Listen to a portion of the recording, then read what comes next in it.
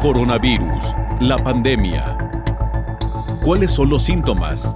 ¿Cómo se transmite? ¿Qué puedo hacer para protegerme y prevenir la propagación de la enfermedad? Nuevo padecimiento que ha encendido las alarmas de los sistemas de salud. Coronavirus, la pandemia. ¿Qué tal? ¿Cómo le va? Bienvenido a este programa especial de Coronavirus, la pandemia. Le recordamos que este programa es una producción de la Universidad de Guadalajara que se transmite desde el foro de Canal 44, la señal de todos, y que llega a México y América Latina gracias a la señal de las televisoras públicas que se suman a esta emisión. Hoy haremos un recorrido por el mundo para conocer cómo se está comportando la pandemia en medio de estos repuntes que han ocurrido ya en varias regiones. La Organización Mundial de la Salud señala que la combinación de dos fármacos reduce la hospitalización y muerte de COVID-19 en comparación con algunas terapias estándar. Ya ayer hablábamos de un par de medicamentos que recomendaba la Organización Mundial de la Salud. Hoy veremos de qué se trata esta terapia de fármacos combinados. El tocilizumab es el segundo fármaco recomendado para el tratamiento de COVID-19 después de la dexametasona, que se recomendó ya desde septiembre del año 2020. Advierten que las variantes del SARS-CoV-2 están ganando la carrera contra las vacunas debido a la producción y distribución inequitativa a nivel mundial.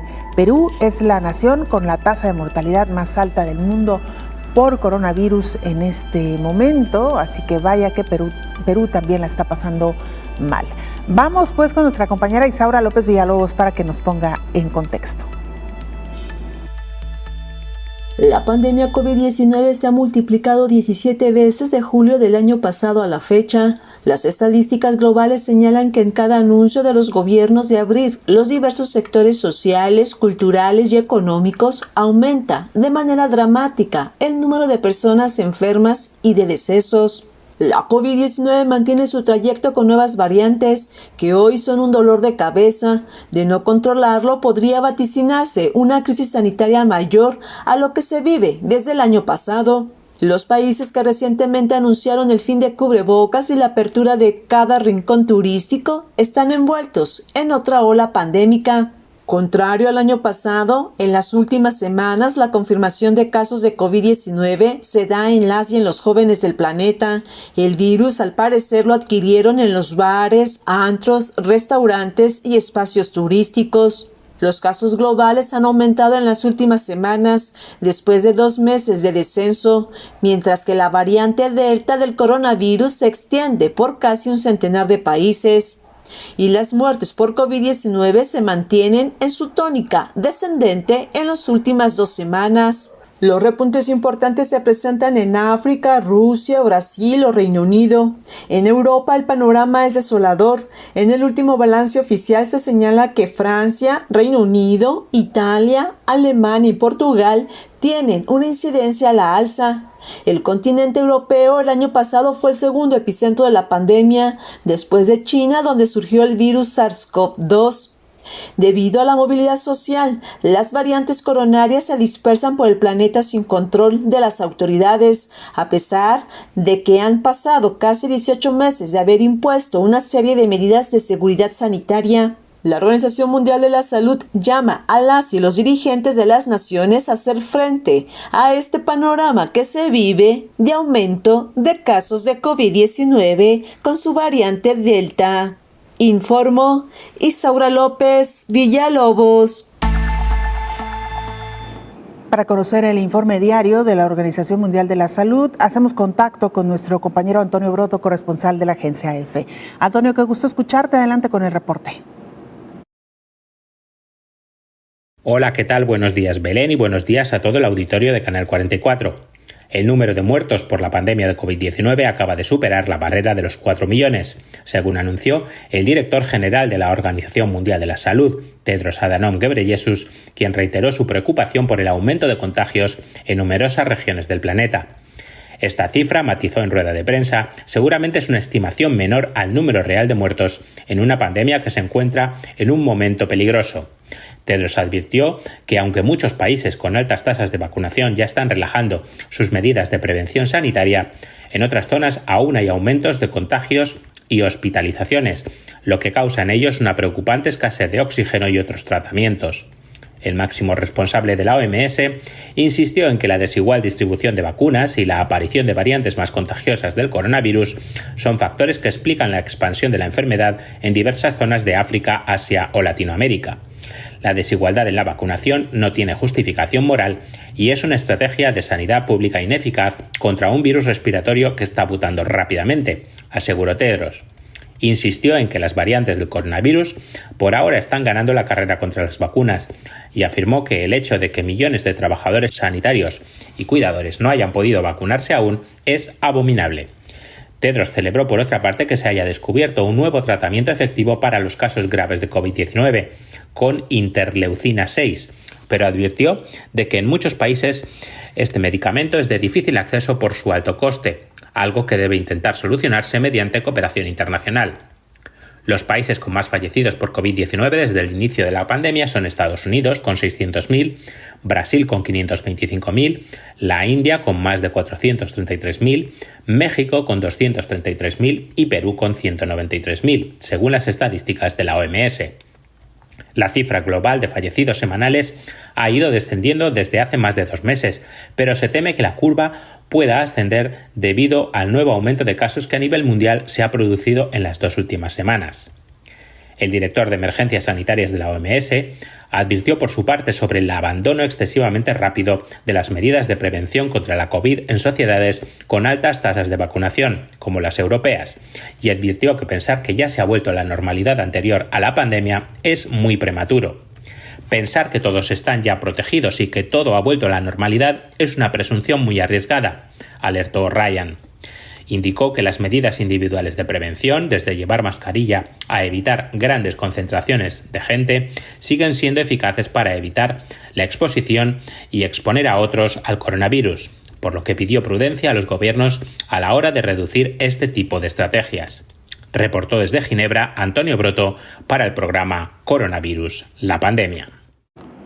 Mira, es precisamente el sector poblacional más joven el que más trabajo ha costado adaptarse a estos periodos de confinamiento y son ellos precisamente los que hoy por hoy están reportando el mayor índice de casos de COVID-19, al menos en México. Ahora que México ya confirmó la llegada de la tercera ola de COVID al país, la Organización Panamericana de la Salud recomendó la aplicación estricta de las medidas de salud pública en puntos turísticos, además de enfocar la inmunización en población más joven. El gerente de incidente para COVID-19 de la OPS, Sylvain Aldigeri, comentó que en los últimos días se han reportado casi 8,000 nuevos casos. Se ha notado una tendencia de incremento en los estados de la península de Yucatán, Baja California Sur y en la Ciudad de México. Además, dijo que es necesario hacer un énfasis en campañas de comunicación priorizando a la población de adultos jóvenes, una población que en este momento está jugando un rol activo en la dinámica de la epidemia en el país. Sobre las vacunas, la recomendación es la siguiente.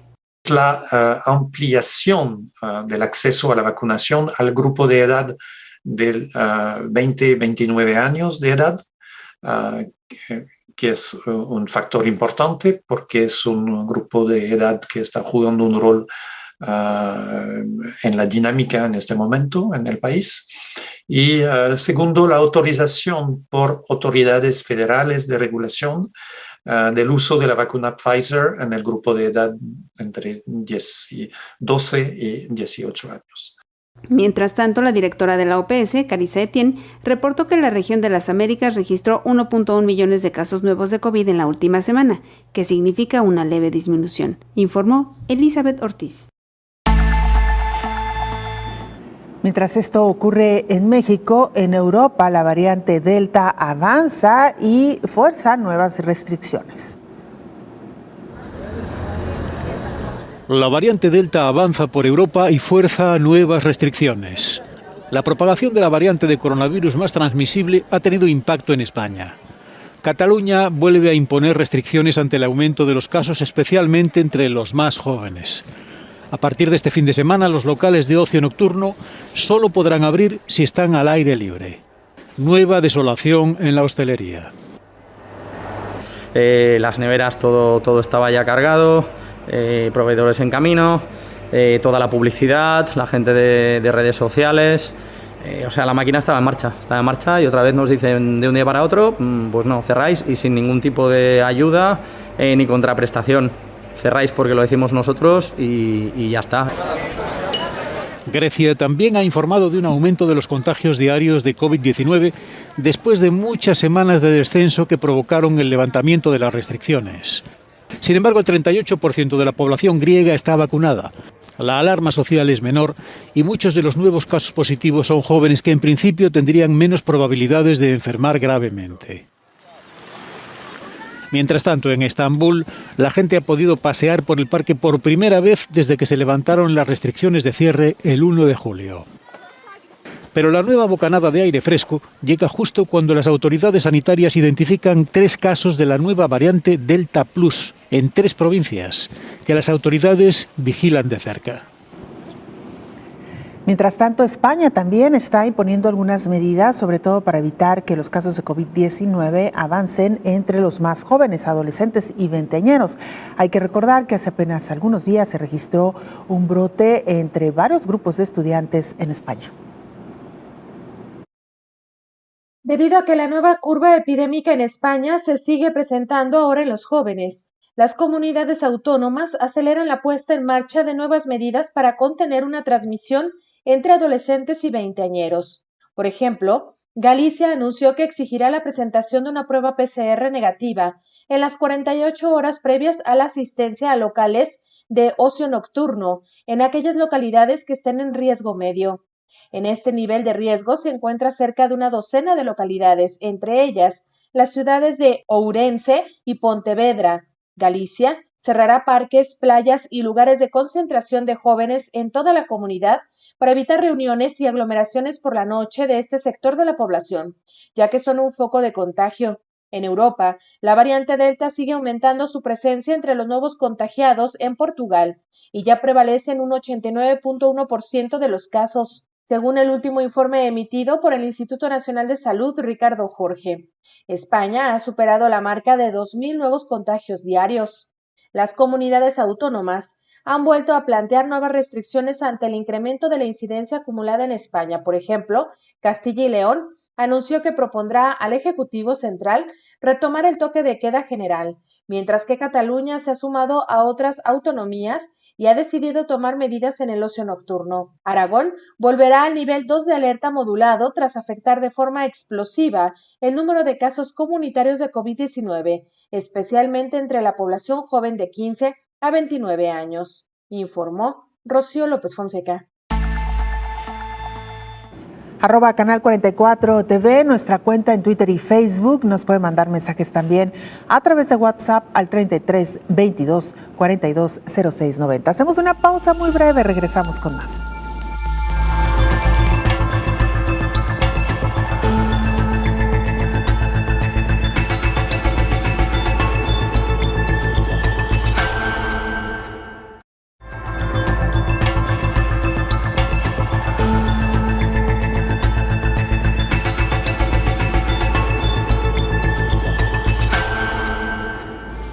Con todo y estrategias contra COVID-19, el mundo llega ya a los 4 millones de muertes. Se ha roto esta barrera. Las variantes del SARS-CoV-2 están ganando la carrera contra las vacunas debido a la producción y distribución inequitativa que también amenaza la recuperación económica mundial, advirtió el director de la Organización Mundial de la Salud, Tedros Adhanom Ghebreyesus. No tenía que ser así. Desde un punto de vista moral, epidemiológico o económico, ahora es el momento de que el mundo se una para abordar esta pandemia de manera colectiva, exhortó el representante de la OMS. Acabamos de superar el trágico hito de 4 millones de muertes registradas por COVID-19, lo que probablemente subestima el número total de víctimas. Algunos países con una alta cobertura de vacunación están planeando implementar vacunas de refuerzo en los próximos meses y están abandonando las medidas sociales de salud pública y relajándose como si la pandemia ya hubiera terminado. A finales de esta semana, dijo, los ministros de finanzas del G20 y los gobernadores de los bancos centrales se reunirán. Esto significa una oportunidad crucial para que los líderes tomen medidas urgentes para poner fin a la etapa aguda de esta pandemia, proporcionando los fondos necesarios para ampliar la fabricación y distribución equitativa de las herramientas de salud, informó Elizabeth Ortiz. Le contábamos ya al principio que Perú atraviesa hoy por hoy una situación crítica en medio de esta pandemia. Ocupan ya los primeros lugares en cuanto a número de muertes por COVID-19. Francia ha enviado ayuda a este país. Perú recibe 4 sistemas nuevos de oxígeno de Francia. Cada una de las máquinas permitirá llenar 40 bombonas al día y mantener 1.200 camas de unidades de cuidados intensivos en todo el país. Según las autoridades peruanas, estas plantas permitirán afrontar mejor una nueva ola de COVID-19. Es parte de un lote grande de 20 plantas que son de bastante mayor capacidad de las que ya teníamos y que va a permitir contribuir a superar algo que ya se venía superando del déficit de oxígeno que teníamos. Durante las anteriores oleadas, el oxígeno se convirtió en un bien escaso. Perú ha registrado más de 2 millones de casos de coronavirus desde el inicio de la pandemia y más de 190.000 muertes. Es el quinto país con mayor número de fallecimientos por COVID del mundo. El país ya ha administrado 8 millones de dosis de vacunas y prevé cubrir a toda la población antes de que acabe el año.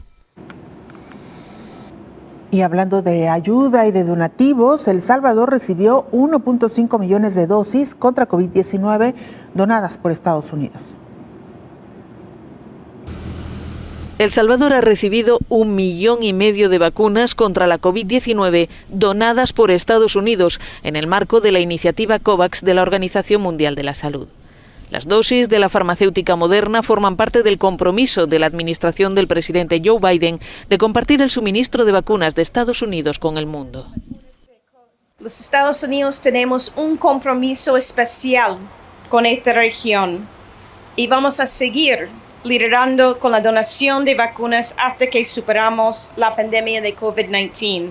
Con esta donación, El Salvador ya ha recibido cerca de 2 millones de vacunas a través de la iniciativa COVAX. A estas se suman las vacunas compradas directamente a diferentes farmacéuticas y otras 2 donaciones de China y México. El país centroamericano ya ha vacunado a 2,8 millones de sus 6.700.000 habitantes. La pandemia ha dejado aquí 2.400 muertos. Regresamos a Perú para analizar con más detalle lo que está ocurriendo en este país con el incremento en el número de casos y muertes por COVID-19. De acuerdo con datos de la Universidad Johns Hopkins, Perú es la nación que actualmente tiene la tasa de mortalidad más alta del mundo. En esa nación, casi el 10% de las personas registradas como infectadas mueren, con una tasa de muerte de casi 600 por cada 100.000 peruanos. Y es que en ese país, la cepa identificada como Lambda representa el 81% de las nuevas infecciones examinadas para detectar variantes desde abril, reporta la Organización Mundial de la Salud. Lambda fue declarada el mes pasado como variante de interés por la OMS, que señaló que estaba asociada con tasas sustanciales de transmisión comunitaria en varios países. Según los expertos del organismo internacional, esta variante porta una serie de mutaciones que pueden haber llevado a un potencial aumento de la transmisibilidad o a un posible aumento de la resistencia a anticuerpos neutralizantes, lo que podría explicar el nuevo repunte de casos en varias naciones. Advirtió la OMS que esta variante se ha extendido rápidamente en Perú, Ecuador, Chile y Argentina, y la variante Lambda tiene un potencial considerable para convertirse en una variante de preocupación. Lambda presenta varias mutaciones y al menos una de ellas parece ser compartida con la variante Delta, lo que las vuelve sumamente contagiosas. Sin embargo, aclaró la OMS que actualmente no hay pruebas de que esta variante provoque una enfermedad más grave o haga que las vacunas utilizadas actualmente sean menos eficaces, informó Rocío López Fonseca. Y en aquellos sitios donde sea posible, el espectáculo debe continuar. El Festival de Cannes se llevó a cabo con mascarilla y sana distancia. La alfombra roja será mucho más corta y las fiestas tras las proyecciones serán menos y, por tanto, más exclusivas si cabe. En los últimos años, la crisis económica ya había reducido el número de eventos y extravagancias que rodean al Festival de Cannes. La era COVID sigue la tendencia, lo que no le quita ni un ápice de brillo al regreso de la célebre cita francesa con el cine mundial y sus estrellas. Entre ellas, Catherine Deneuve, Matt Damon, Nicole Kidman, Sean Penn o Timothée Chalamet. Una nueva versión del glamour con mascarilla y distancia social. Cuando ustedes están en las calles de Cannes no necesitan mascarilla, explica el director del certamen Thierry Frémaux. En la alfombra roja, cuando entran en la burbuja del festival, hay que ponérsela. Tampoco habrá besos ni abrazos en lo alto de la escalera. Queremos ser extremadamente ejemplares, prudentes. Un jurado presidido por Spike Lee dará la Palma de Oro a una de las 24 películas en competición oficial. 74 edición del Festival de Cannes desde este martes hasta el 17 de julio. Bueno, pues ahí tiene usted, le decíamos ya, los espectáculos deben continuar en medio de esta pandemia, particularmente en aquellos sitios donde sea posible, donde los índices de COVID-19 no sean tan altos y donde la propia infraestructura y organización del evento lo permita. Hay que decir que se han llevado a cabo también algunos ensayos, algunos simulacros de conciertos, por ejemplo, esto a manera de prueba para ver qué tanto se puede aislar a las personas que acuden, mantenerlos distantes unos de otros y también para controlar los aforos. Mucho todavía por aprender en torno a esta pandemia de COVID-19. Por lo pronto, seguimos recibiendo sus comentarios y opiniones en @canal44tv, en Twitter y Facebook, o nos pueden mandar mensajes también a través de WhatsApp al 33 22 42 06 90. Cuéntenos cómo le va en medio de esta pandemia, en medio de los repuntes, cómo le ha ido también con la vacunación, qué piensa de estos avances que se han tenido también en algunos países. Con esto y mucho más, regresamos después de la pausa.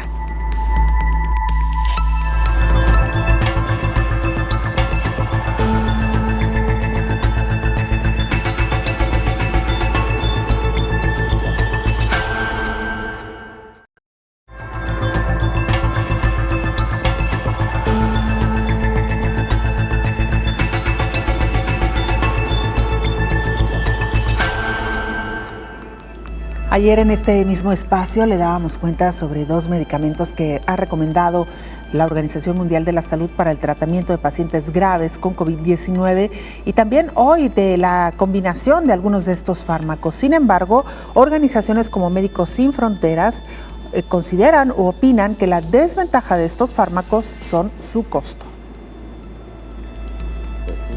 El tocilizumab es el segundo fármaco recomendado por la Organización Mundial de la Salud para el tratamiento de la COVID-19 después de la dexametasona en septiembre de 2020. Pertenece a la clase de medicamentos conocidos como anticuerpos monoclonales, que se utilizan en el tratamiento de diversas enfermedades, incluyendo algunos tipos de cáncer. Es producida por la farmacéutica suiza Roche. Desde 2009 se comercializa para el tratamiento de enfermedades reumatológicas, pero la mala noticia es que tiene un precio alto. Por ello, la Organización Médicos Sin Fronteras considera que la farmacéutica debe compartir de manera urgente los conocimientos y la tecnología con fabricantes en países de ingresos bajos para aumentar su producción. Los precios van desde los $400 en Australia, $646 en la India y hasta $3,625 en los Estados Unidos por dosis de 600 miligramos para el tratamiento de la COVID-19. Pero el costo estimado de la fabricación ronda los $40 por dosis de 40 miligramos. Médicos Sin Fronteras señala que la fabricación de anticuerpos monoclonales suelen ser menores a los $100 por gramo cuando se producen a gran escala, por lo que Roche debería acceder a la venta a un precio más asequible. La patente principal del tocilizumab expiró en 2017, pero aún quedan varias patentes secundarias sobre el medicamento en varios países de ingresos bajos y medios que pueden causar incertidumbre, advierte la organización, informó Elizabeth Ortiz.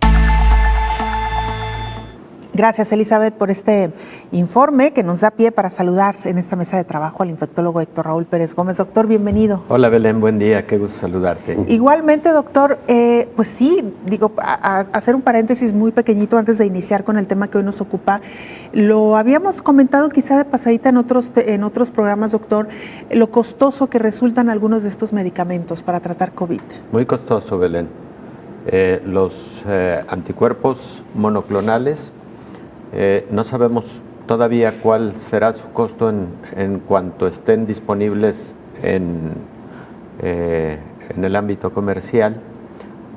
Lo habíamos comentado, Roche es una de las empresas, Lilly es otra de las empresas fabricantes de estos medicamentos. Hay otras empresas que están produciendo los anticuerpos inhibidores de la unión entre el virus y la célula blanco, que acaban de concluir algunos de ellos sus ensayos clínicos de fase 3, pero los medicamentos inhibidores de citocinas como la interleucina 6, y ese es el caso de tocilizumab, que acabamos de escuchar la nota informativa de Elizabeth y que produce Laboratorios Roche, es un medicamento caro, como es sarilumab, que es otro de los medicamentos que se han propuesto para atender a pacientes con COVID, sobre todo para la fase altamente inflamatoria, y son fármacos que aún habiéndose utilizado a lo largo de varios años para pacientes con artritis reumatoide, pues siguen teniendo un muy alto costo en el mercado.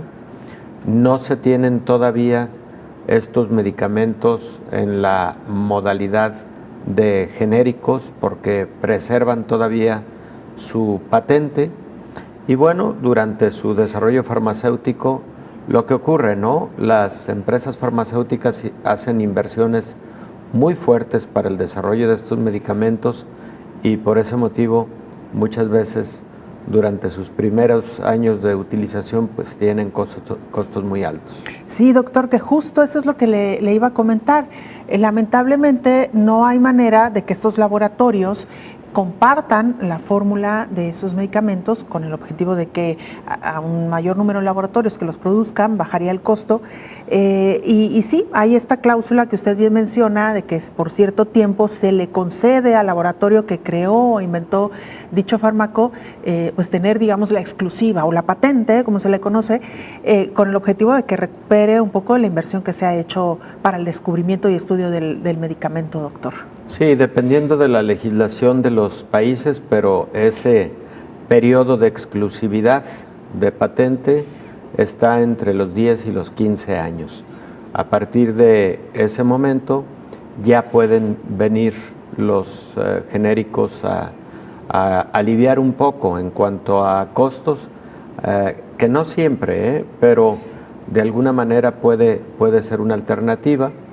Y también frecuentemente ocurre que por la complejidad de un fármaco, y estos fármacos tienen complejidades moleculares, etcétera, por sus mecanismos de acción y demás, también frecuentemente ocurre que otras casas farmacéuticas no se aventuran a su producción. Claro, lo entendemos tal cual.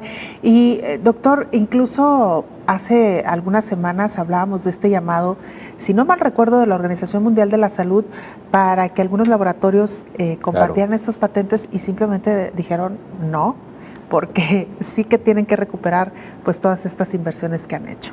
Sí, algunas veces y esporádicamente los laboratorios sí comparten antes del tiempo que tienen de exclusividad.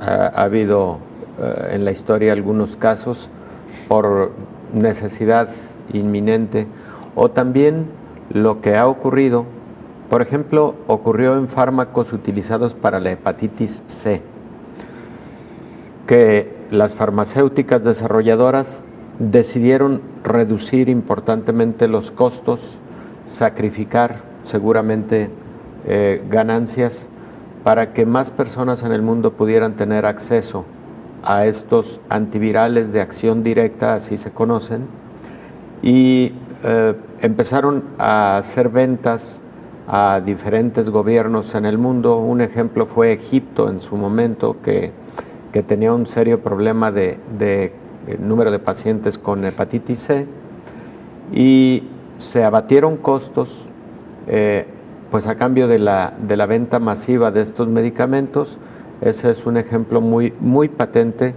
de pues, un sentido colaborativo de la industria farmacéutica para poder aliviar un problema de salud pública.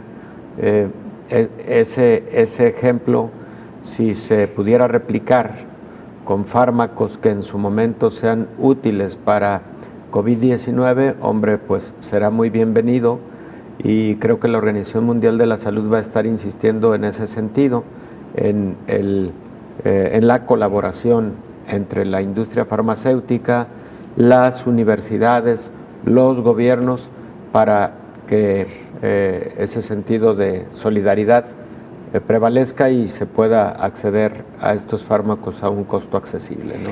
Bueno, pues ahí está el tema, doctor. Seguiremos, por supuesto, muy pendientes del tema de los medicamentos, que hoy por hoy es una de las principales preocupaciones en el mundo. Reiteramos, no hay un fármaco que hoy por hoy esté destinado exclusivamente para tratar a pacientes con COVID.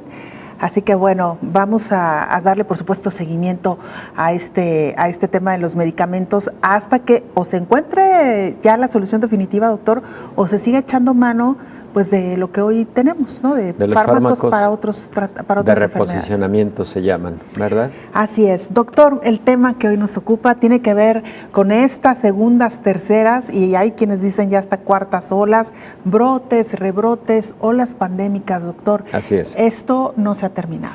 No se ha terminado, Belén, y lamentablemente sí estamos en una tercera ola a nivel mundial.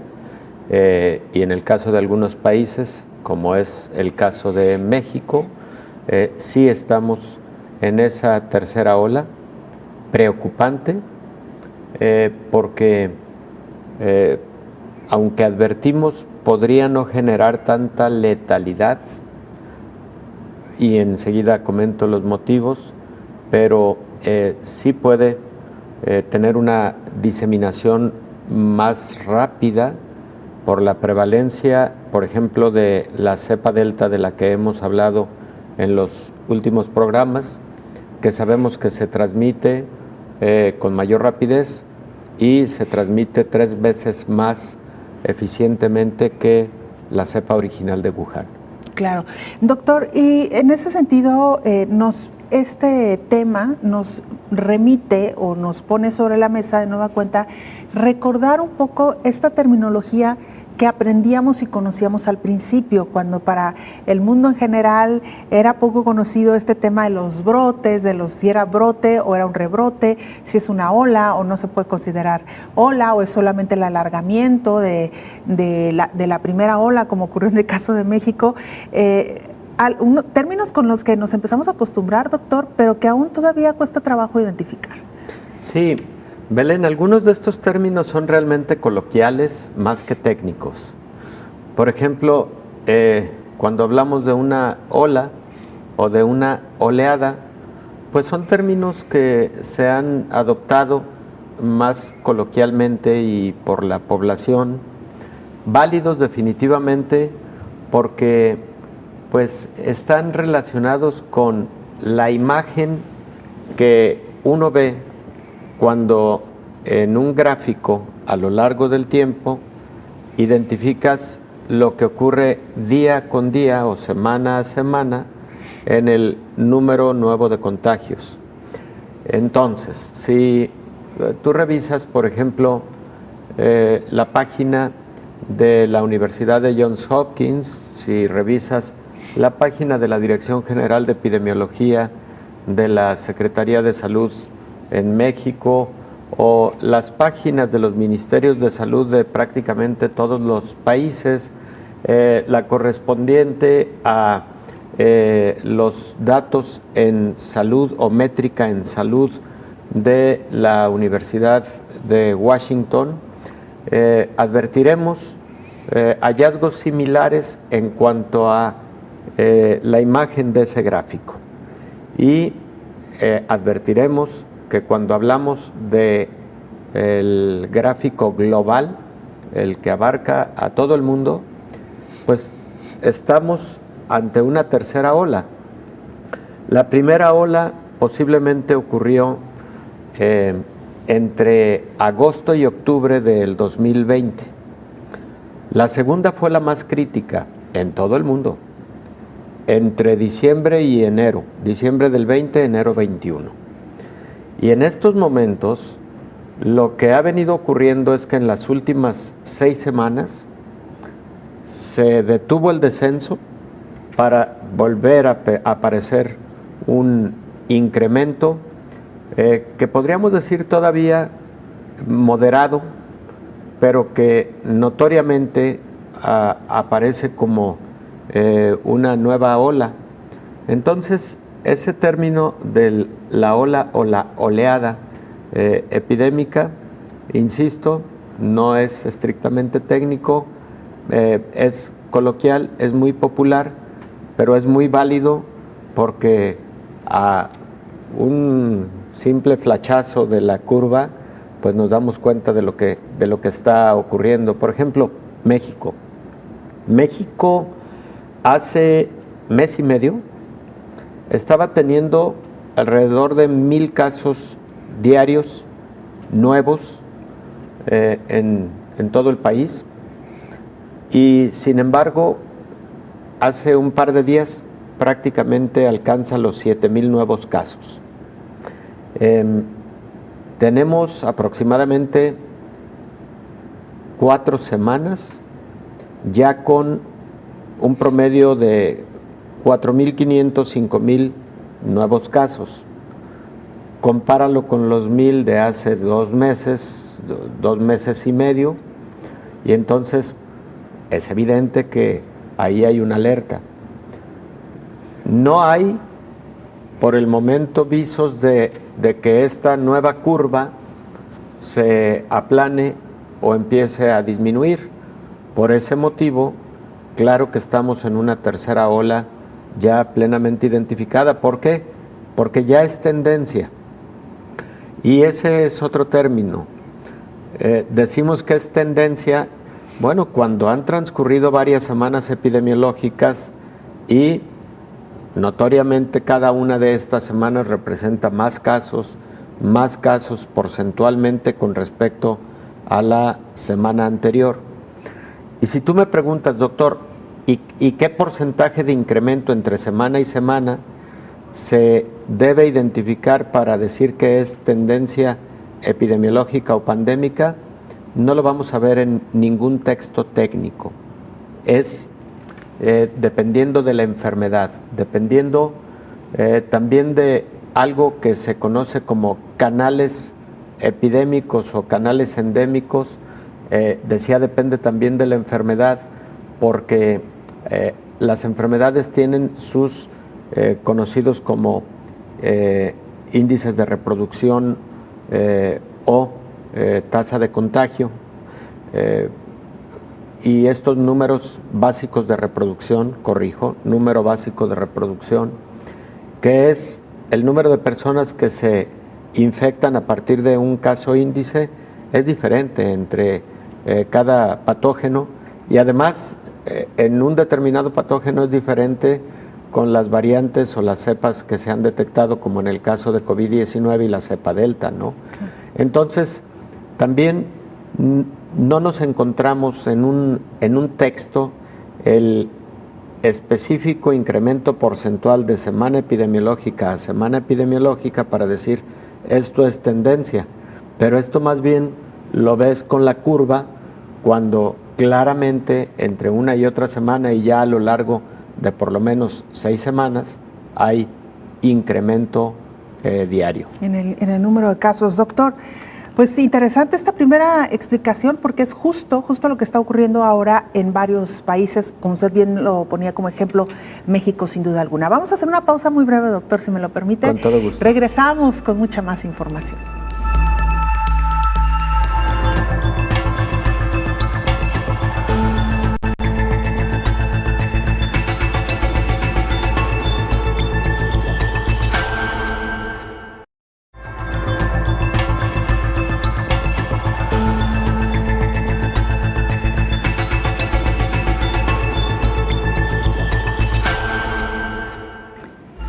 Estamos de regreso ya en este programa especial de coronavirus, la pandemia, y mire, le hablábamos también de estos fármacos que recomendó la Organización Mundial de la Salud para tratar a pacientes COVID, pero también se habla de la combinación de dos fármacos que bloquean la inflamación de COVID-19, reduce la hospitalización y por ende también la muerte.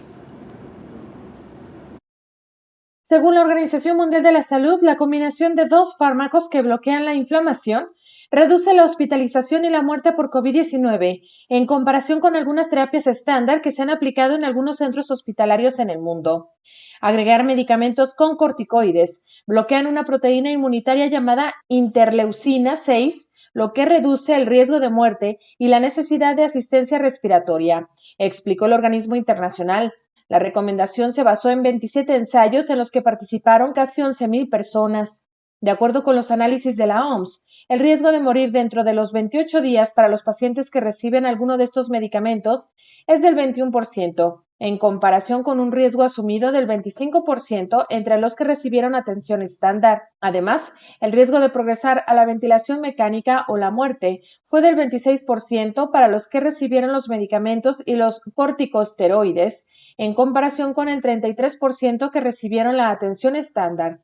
Según la OMS, esto significa que por cada 100 de esos pacientes, 7 más sobrevivirán sin ventilación mecánica.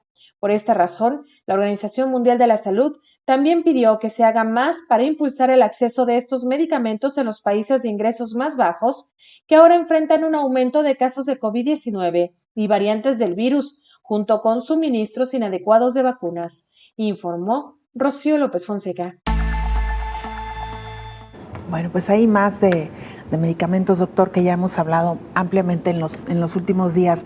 Regresando al tema que nos ocupa, doctor, le decía usted en el corte que los pronósticos de estas curvas epidemiológicas, que también aprendimos y conocimos mucho de ellas, finalmente no hubo alguna que más o menos se acercara a lo que hoy estamos viviendo, doctor. No, definitivamente, Belén. Lamentablemente, en COVID-19, el descenso de la curva durante la primera ola generó mucha confianza o excesiva confianza en algunos países, que generó también la reapertura a actividades diversas, económicas, escolares y demás. Esto alrededor de septiembre, octubre del año pasado, y muy pronto vimos que había que dar reversa a las decisiones tomadas. Por ejemplo, algunos países europeos muy rápidamente tuvieron que volver a confinamiento. Fue el caso, recordarás, de Francia, fue el caso de España, fue el caso de Inglaterra, y tuvieron que dar reversa porque a muy pocos días se incrementaron de nuevo sus casos y tuvieron lo que conocimos como rebrotes, y que hicieron lenta la curva al descenso, o el descenso de la curva epidémica, para posteriormente incluso llegar en el mes de diciembre a el incremento en el número de casos y la segunda ola pandémica. Ahí creo que se conjuntaron muchos factores. La de diciembre, que ha sido la ola más intensa, con un pico en enero 18, enero 19 a nivel mundial, tuvo, entre otras cosas, número uno, el invierno, que en los países más afectados por la pandemia era el tiempo frío, que hipotéticamente colabora con mayor o fácil replicación viral, hipotéticamente. Tuvo que ver también, número dos, con la aparición reciente de una cepa de mayor transmisión. Recordemos que la primera cepa o variante del virus que tuvo mucho impacto epidémico en el mundo fue la cepa británica, ahora conocida como alfa. ¿Qué tuvo de característica esta cepa alfa o variante alfa del coronavirus? Pues sencillamente que tenía un 50% de mayor transmisión comparada con la cepa original.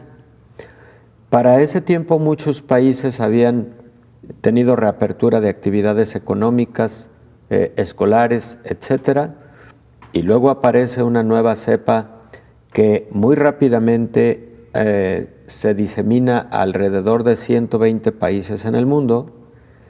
En lugar de generar un número básico de reproducción de 2.5, estábamos ante una cepa que generaba un número básico de reproducción de prácticamente 5, es decir, el doble de lo relativo a la cepa original, y la conjunción de todos estos factores seguramente nos llevó a la segunda gran ola de COVID-19.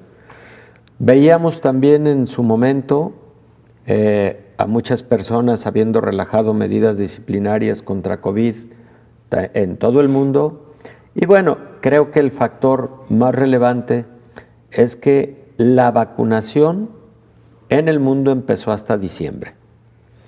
Para que las personas que se empezaron a vacunar en diciembre tuvieran una inmunidad robusta asociada a la vacunación, tenían que haber transcurrido alrededor de 28 días, casi un mes, y eran muy pocos las personas que habían recibido el biológico.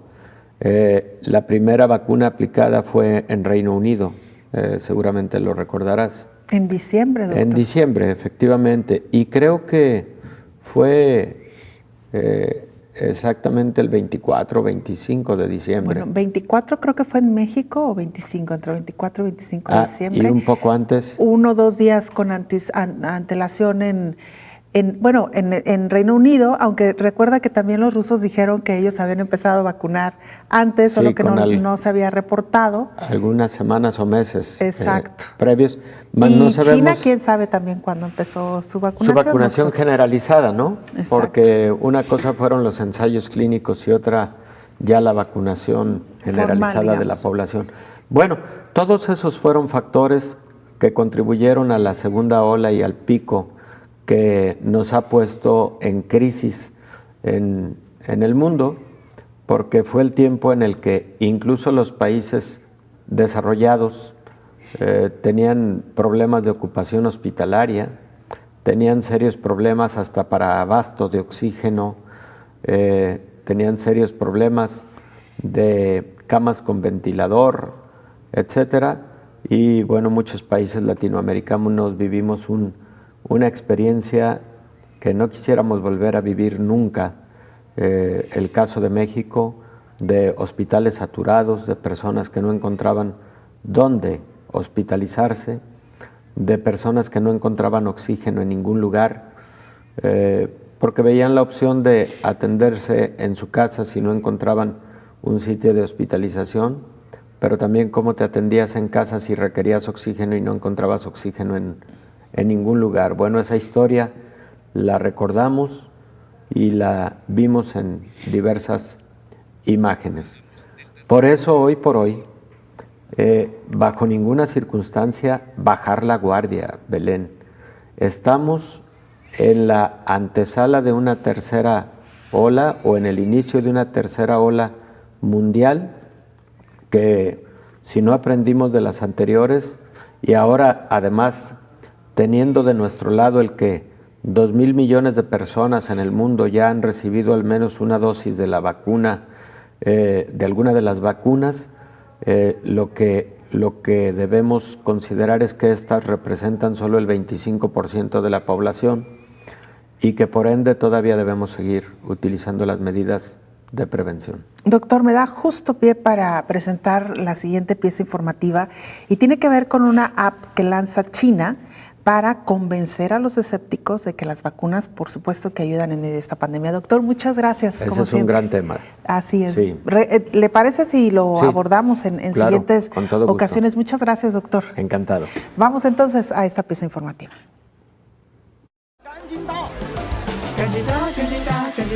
Un rap para convencer a los escépticos. Las autoridades chinas lanzaron el martes un video de hip hop promocionando la campaña de vacunación contra el coronavirus. La canción tiene un insistente estribillo que no da lugar a segundas interpretaciones: vacúnate rápido. El video fue subido a las redes sociales por el Ministerio de Salud de la provincia de Sichuan y en las primeras horas ya ha multiplicado los me gusta. Según un recuento de la AFP, China ha administrado más de 420 millones de dosis a su población. A pesar de que la cifra puede parecer impresionante, la campaña de inmunización tardó en expandirse, frenada por una situación epidemiológica controlada y una falta de sentido de la urgencia por parte de la gente. A mediados de mayo, cerca del 30% de la población china había recibido una primera inyección de una vacuna con 2 dosis. Las autoridades intentan agilizar la campaña con el objetivo de tener vacunado al 40% de los habitantes para junio. Y para ello acuden a diversas estrategias, desde huevos gratis hasta cupones de descuentos, y ahora también a la música.